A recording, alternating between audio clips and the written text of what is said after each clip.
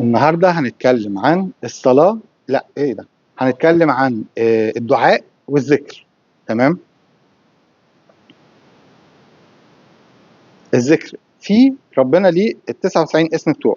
تمام. احنا ال 99 اتريبيوت او صفة من صفات ربنا دول عندنا كلنا. ربنا نفخ فينا من روحه، فاحنا نقطة من المحيط. يعني ربنا المحيط واحنا النقطة، والشيخ او المرشد هو الموجة اللي بتيجي تاخدنا وتدوبنا في المحيط. فانا مفيش محمد.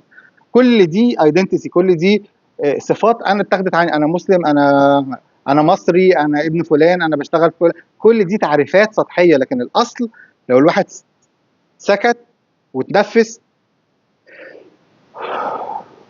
مين اللي بيتنفس؟ مين اللي مراقب النفس ده؟ المراقبه، الوعي ده، الوعي بتاعنا، الكونشسنس اللي العلم دلوقتي هيتجنب موضوع الكونشسنس ده. ده الوعي اللي جاي من عند ربنا. تمام. هذه الروح اللي مش موجوده عند اي كائنات، وربنا اصطفاها لادم ولنسله. تمام. فاحنا فينا من صفات ربنا، احنا فينا صفات ربنا كلها، وفي كان طوى العالم الاكبر في قلبنا احنا عندنا الاتريبيوتس بتاعت ربنا كلها. تمام. طيب ايه الفكره يعني؟ دلوقتي كل حرف في اللغه ليه ذبذبات معينه، ليه رقم.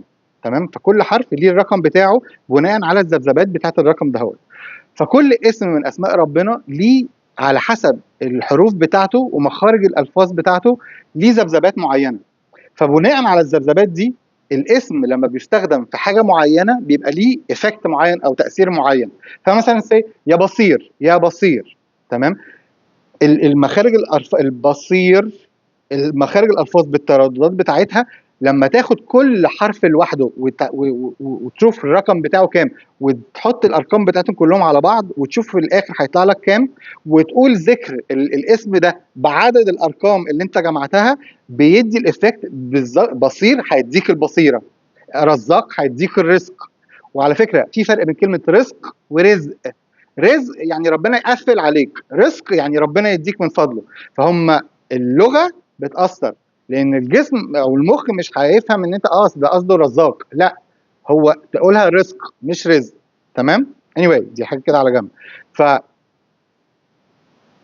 كل كلمه او كل اسم من اسماء ربنا ليه ذبذبات معينه. احنا لما بنقول الله اكبر، يعني ايه؟ ليه ربنا اسمه الله؟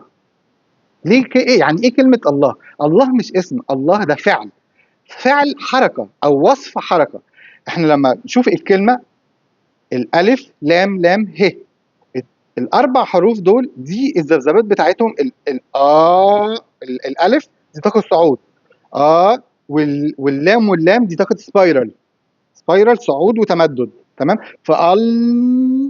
هو فالله دي حركه صعود، سبايرال، تمدد. فلما بقول الله اكبر، لما حد يبقى طاقه ذكر جامد قوي، وحد مادي قوي، وحد متمسك بالدنيا قوي، وتقول له الله اكبر، فانت كانك بتخلي الطاقه بتاعته تتحول من طاقه الذكر الانكماش لطاقه روحانيات وطاقه صعود وتمدد. تمام. فاحنا كل كلمه او كل اسم من اسماء الله الحسنى لما نشوف الارقام بتاعتها ونقول الذكر بعدد الارقام دهيت، احنا بناخد الطاقه بتاعت الاسم ده، وربنا بيدي الافكت او التاثير بتاع الاسم ده. تمام. والدعاء احنا لما بندعي بحاجه معينه هي نفس الفكره. انت يعني